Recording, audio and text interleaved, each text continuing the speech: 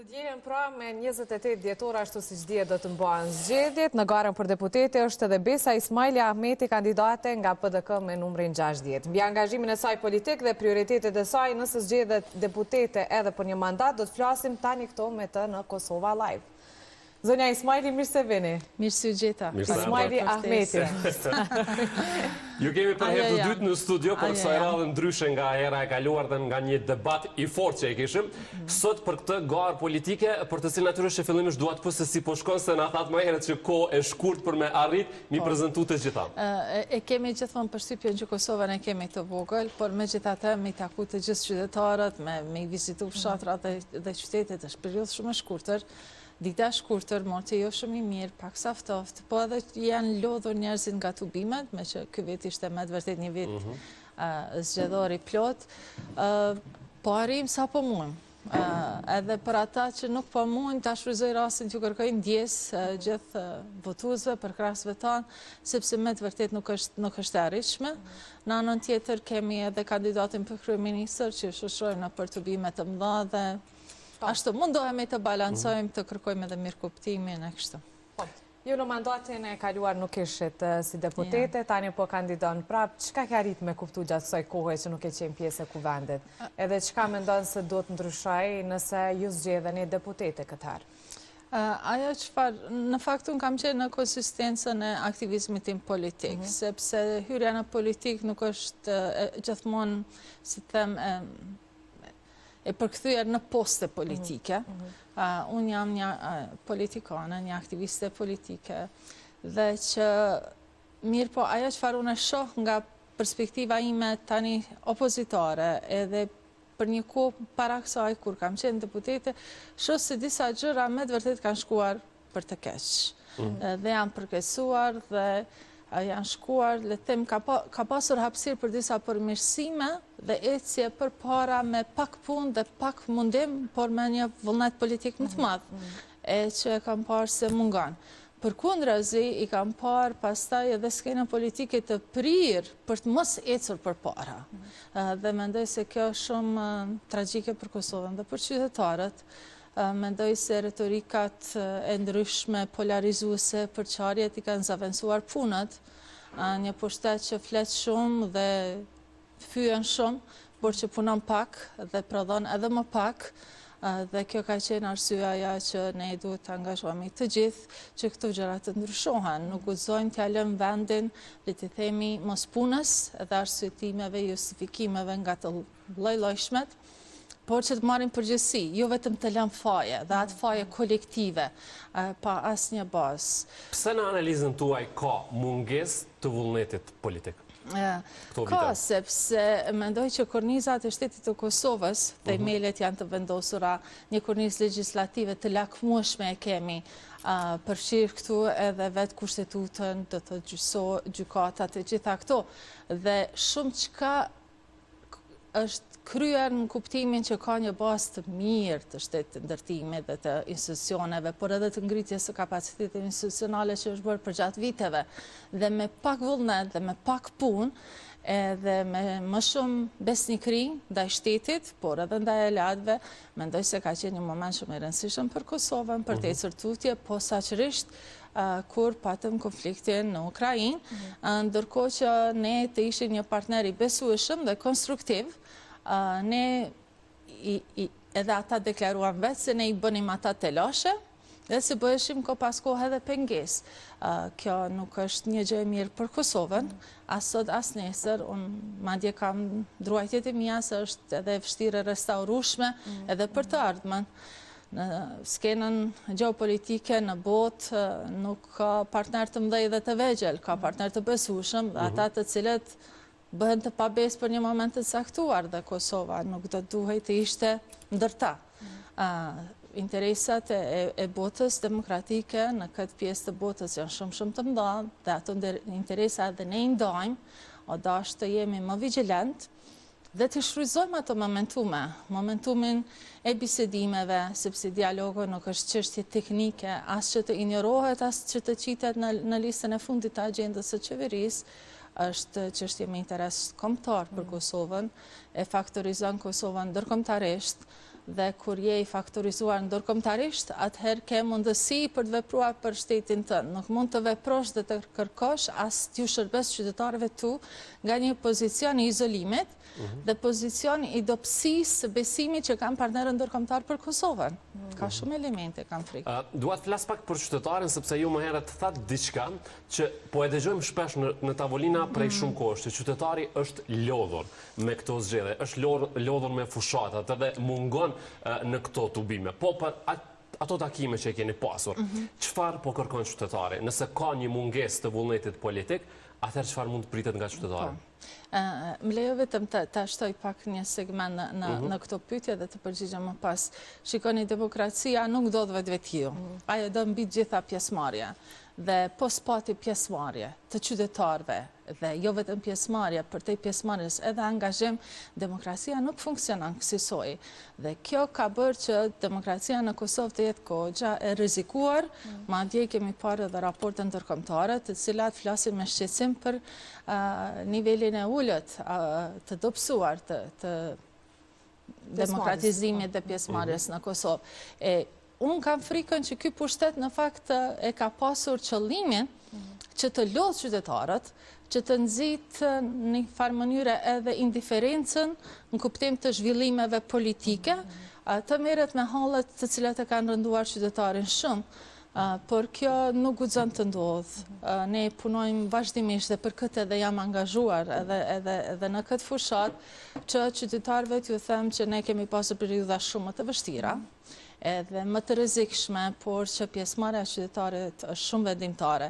Se çfarë vendimi merr qytetari është një çështje tjetër, por se të marr pjesë, të jetë angazhuar, të jetë mirë informuar është tjetër e rëndësishme. Ajo çfarë ne po shohim dhe përgjatë punës së fushatës që bëjmë, fushat politike, ne duhet vazhdimisht të mirë informojmë qytetarët për shumë gjëra, sepse fatkeqësisht ka një kontaminim të hapësirës publike, ka shtrëmbrime të fakteve, ka shumë shpifje dhe gënjeshtra, dhe qytetari i rënduar ekonomikisht dhe politikisht nuk arrin do t'i dekonstruktoj. Do thotë i lexon disa tituje, dëgjon Fillon t'i besoj ato. Të fillon të besoj ato dhe nuk e kupton në fakt se sa të rëndësishme janë këto zgjedhje dhe sa unë them historike janë këto zgjedhje për kohën që ja japin Kosovës në kohën kur e tërë bota është në një krizë, ndërsa Kosova ka edhe një krizë të moralit politik. Edhe ajo ka një kosto pastaj. Në fund të gjithë dëmtohemi, por natyrisht çmimi më të lartë gjithmonë e paguan qytetari. Doja të ndalim edhe tek një pikë tjetër, tek gjykata speciale. Ju tash së fundmi keni bërë edhe një thirrje që kërkoni që të ngritet zëri për padrejtësi që po bëhen për ata që mbahen atje. Nëse ju arrini të zgjedheni deputete dhe Partia Demokratike tjetë kështu të themin pozit, çfarë do të bëni më ndryshe? Më lejoni të them që padrejtësia e këtij procesi karshi liderëve dhe mungesa e tyre ka lënë një bashllëk shumë të madh politik dhe të sigurisë në Kosovë dhe prandaj jemi në këtë situatë në çfarë jemi.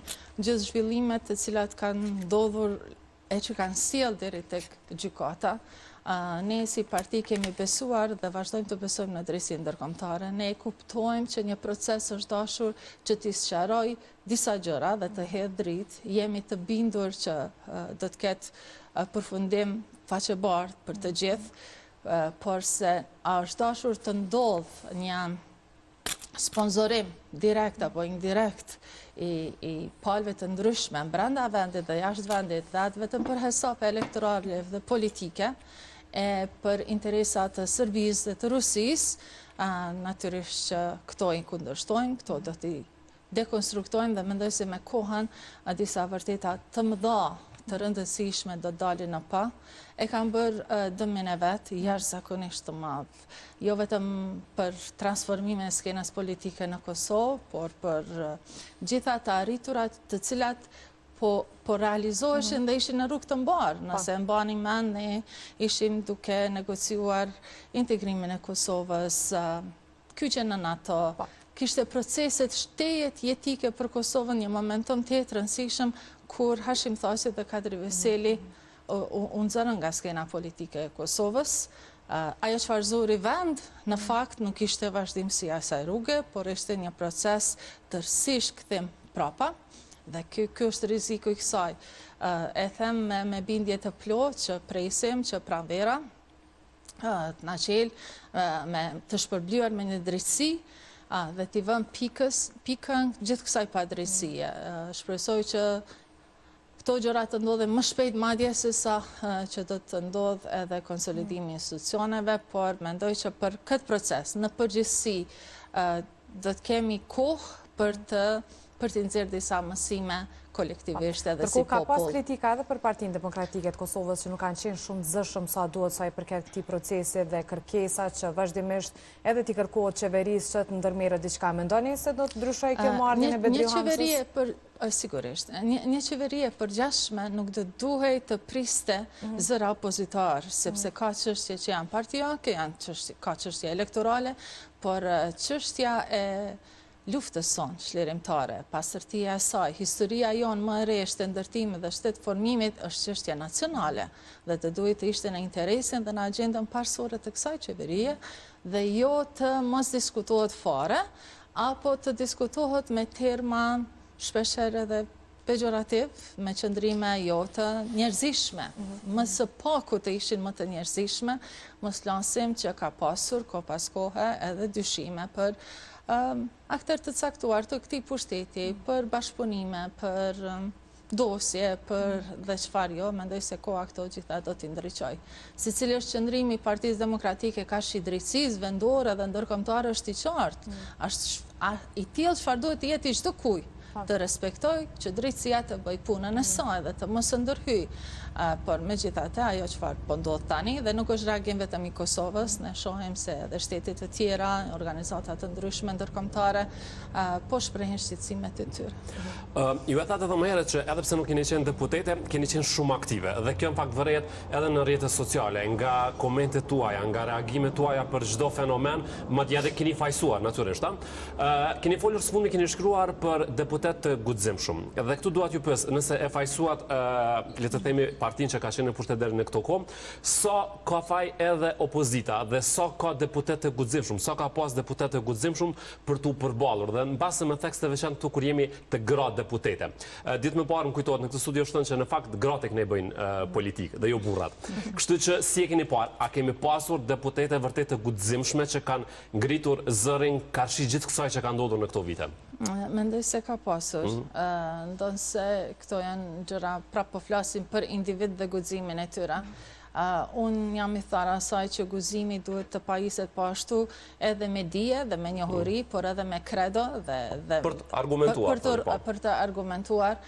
Mendoj se kjo gjë ka ndodhur. Ajo kur unë them duhet të votoni deputet të guximshëm, është bërë i bie që në Kosovë nuk është çështje munges guximi, por është çështje e sigurisë. Që deputetet, madje politikanët të mos ndjehen të sigurt ta thonë mendimin e vet dhe të shprehen lirshëm dhe kjo besoj që është një gjë shumë e keqe, dhe sepse deputeti aty është për të përfaqësuar qytetarët, për të thënë vërtetën dhe për të mbrojtur të vërtetën e Kosovës në radhë të parë, dhe jo të mbrojë të vërteta apo realitetet të individve. Sepse kur ishte çështja e një farloj le të them guximi për të shpërlar eksponent të caktuar, ndaj cilëve janë ngritur dyshime të caktuara, kishte një mobilizim shumë të madh të deputetëve të shumicës. Por ama kur kishim të bëjmë me çështjet të caktuara që prekun drejt për drejt qytetarin, kishte një heshtje dhe kritika ime shkon në këtë drejtim. Po. Nëse ju zgjidhni deputete, cila do të ishte çështja e parë për cilën do ta ngrisit zërin në kuvend? Atë që mund t'ju garantoj të gjithë dhe besoj që jam dëshmuar është se për çfarëdo çështje që ngrisim, do t'jetë në përputhje të plot me interesat e qytetarëve të Republikës së Kosovës dhe interesat e shtetit tim. Kosova është e para dhe është mbi të gjitha dhe përtej partisë dhe familjes time. Dhe jo vetëm që do të ngris, mendoj që çdo kaos, çdo çështje që ngritet do studim para prak, do po ashtu kompromis brenda grupit, do të krijosh aleanca edhe për ta mbështetur një kaos të caktuar. Mendoj se për të gjitha këto punë jam kogja mire trajnuar. E përgatitur. Pa, a ke një kauz kështu në mendje, sepse ju Kauzat e mia lidhen me sektor të saktuar, me që se vi nga arsimi lartë, natyrisht që kam shqetësime shumë të thelluara për drejtësinë, më falni për arsimin, natyrisht edhe bashkëpunimet të ndërkombëtare, çështjet e grave, çështjet e menatorëve. Dëgjoni, qka do që ne themi kjo është e para dhe pastaj janë të tjerat, mendoj se bëjmë padrejësi të mëdha, kuptimin që kjo politik e deri tanishme dhe ky pushtet e ka haruar edhe gruan, edhe punëtorin, edhe skamnorin, edhe të gjithë dhe vetëm në kohë fushate kujtohet për kategoritë të caktuara për ta, le themi, për të bërë ndonjë infuzion, i cili është afashkurtër. Shteti mbahet me politika, dhe ato të qëndrueshme, mirë të mendueshme, dhe mbi të gjitha me një orientim politik geostrategjik të qartë, dhe duhet ne ti kemi garancionet tona për këto. Kur thoni që gruaja është harruar mes tjerash, çka nën kupton? A do të thotë kjo që gruaja sot në Kosovë është në një pozicion jo më të favorshëm se sa vitet kaluar? Jo vetëm me bindje, por me shumë argumenta, që në fakt edhe me qenë se ishte vit elektoral, mund të themi që mbase kujtoheshen një 4-5 herë gjatë vitit, sepse ishin zgjedhjet. Por të mendosh për gruan në kupton të vendosësh politika të qarta që mbrojnë dhe afirmojnë dhe i afrojnë asaj hapësirë fuqizimi. Unë mendoj që Kosova jone fuqishme mund t'jetë e tillë vetëm nëse ka gra të fuqizuara, të sigurta dhe të lira.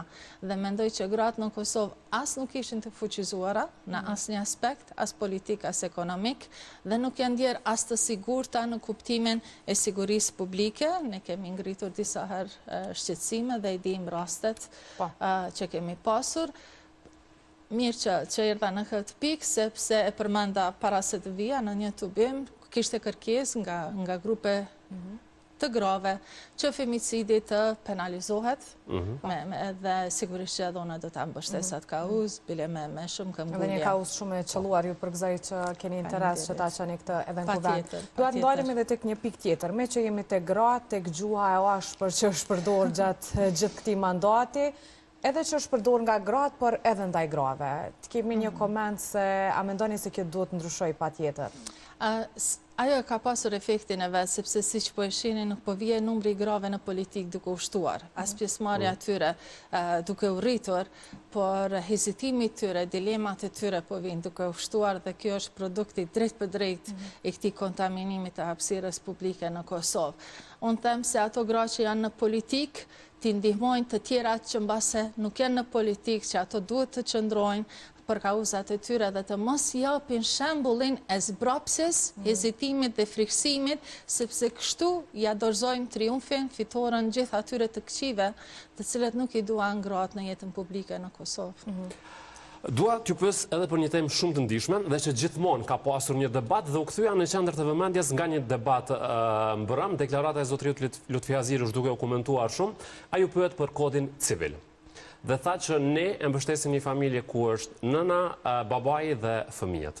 Mendoj se kjo është qëndrim i shumicës, edhe të partive politike, por edhe gjithë deputetëve, dhe mendoj se është qëndrimi më i drejtë, i mundshëm. Nuk besoj se qytetarët e Kosovës e kanë për, si themi, kanë ndonjë mendim ndryshe nga ajo çfarë ka deklaruar ai apo partia politike e tij, por edhe imja. Mendoj se besoj që ka zgjedhjet janë të lira. Zgjedhjet sigurisht janë të lira, edhe brenda partive mund të mos ketë, si themi, unanimitet në qëndrimet e tyre, por megjithatë mendoj ajo çfarë ka të bëjë me kodin civil, më lene ta them këtë gjë, dhe mendoj se kjo pastaj shkon për të gjitha partit, që kodin civil me gjithë ato kapituj të tërë të ligjeve që kanë ngelur peng, duhet të shkoj i tillë që bashkon njerëzit, dhe ndërsa gjëra që krijojnë përqarje dhe ndarësira të lihen, të diskutohen, kur do që njerëzit mendojnë se ka hapësirë për to, por nuk do duhej që tërë Kosova dhe legjislatura të ishin peng e një diskutimi të tillë në asnjë mënyrë. Për familjen duhet të angazhohemi të gjithë, sepse mendoj që këtë shtet e mban familja, vlerat familjare, nëna, babai, fëmijët, dhe për familjen kosovare është bërë fare pak gjatë këtij pushteti. Dhe flasim për familjen, se dua të dalë këtu, sepse gjërat kanë ndryshuar, flitet shumë për këtë vështirësinë për të mbijetuar sot. Si e shihni, kur thoni që për familjen kosovare është bërë shumë pak në këto vite, dhe çka duhet ndryshe? A është sot familja kosovare në pozicion më të vështirë se sa vitet kaluara? Dhe nuk po flas vetëm në aspektin ekonomik. Fatkeqësisht këto krizat morale politike në skenën politike reflektojnë edhe brenda familjeve. Njerëzit kanë filluar që të armiqësohen edhe për bindje politike dhe ndryshe edhe brenda familjes. Në përgjithësi, ju them, dhe kjo e prek secilën familja, uniteti shoqëror është shumë i rëndësishëm. Shumë i rëndësishëm.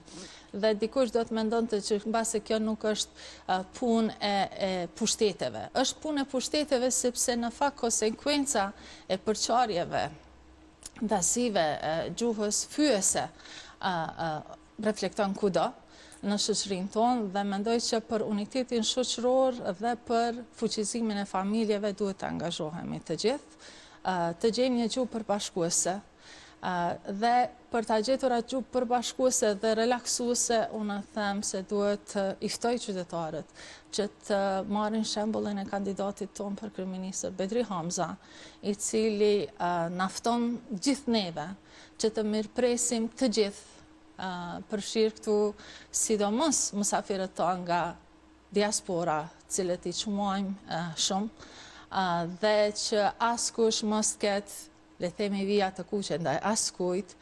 Kompromiset, dallimet politike janë aty për të qenë, duhet me qenë, por ato do duhet vetëm që të pasuronin pikpamjen tonë të interesit tonë të përbashkët. Dhe interesi jonë i përbashkët është mirëqenia qytetarëve, mirëqenia familjeve tona, mbrojtja këtyre traditave dhe vlerave, dhe natyrisht një interes shtetëror për Kosovën në skenën ndërkombëtare. Po, të flasim pak edhe për aspektin ekonomik. Është vështirë që sot në Kosovë të i kalohet muaji të themi kështu me një pak. Sa e vështirë është që me u kujdes për fëmijët, me rrit fëmijët në Kosovë, duke pas parasysh edhe rritjen e çmimeve, edhe gjithçka tjetër që po ndodh. Sigurisht, ne gjatë kontaktit me qytetarët, por ne përjetojmë gjitha ato vetë, sa herë që ne duhet të negociojmë mes shëndetit dhe edukimit, mendoj se gjendja jonë është alarmuese, sepse as nuk mund të kesh arsim të mirë me njerëz që cilëve u cënohet shëndeti, dhe anasjeltas, apo të diskutosh nëse njërit fëmijë duhet t'i afrosh le themi një kusht, disa kushte, dhe të tjetrit ndoshta muin tjetër dhe jo tani. Gjitha këto pastaj reflektojnë dhe tensionojnë familjen kosovare, dhe rëndojnë atë edhe financiarisht, edhe moralisht, por edhe në kuptim të lumturisë. Mendoj që njerëzit për te që janë me halla shumë, mendoj janë shumë të mërzitur, jo vetëm të lodhur, dhe familjet kosovare meritojnë më shumë dhe më mirë, dhe për te kësaj mendoj që duhet të ketë edhe llogaridhënie për këtë situatë të shkaktuar këtyre familjeve, për kaq pak kohë. Ne prapë po flasim për një periudhë jo shumë të gjatë, por po flasim për një pushtet që i ka pasur të gjitha mekanizmat, resurset, buxhetin më të madh në historinë e Kosovës për të ndihmuar familjet konkretisht. Duke qenë në këtë emision, natyrisht nuk mund të ju mos pyesim edhe për diçka për të cilën është po bëhet një betejë e gjitha partive politike, nga të gjitha ato, siç është diaspora. Duke qenë afër, duke qenë në terren, çka dua të di nga ju është që cili është dallimi i një shqiptari që jeton në diasporë dhe një që jeton në Kosovë? A janë të përfshirë edhe me problematika tona këtu, apo vërtet më shumë funksionojnë me këto bindjet politike dhe ato që dëgjojnë? Unë me gjithate nuk kam, të thëmë të drejtën, nuk i di bindjet politike të pjesëtarëve tonë të nderuar në diasporë. Ajo çfarë shohem, mendoj është vetëm një segment dhe kam frikë se ne po bëjmë një përgjithësim se çfarë mendojnë ata apo cilin taraf politik ata bëjnë pjesë.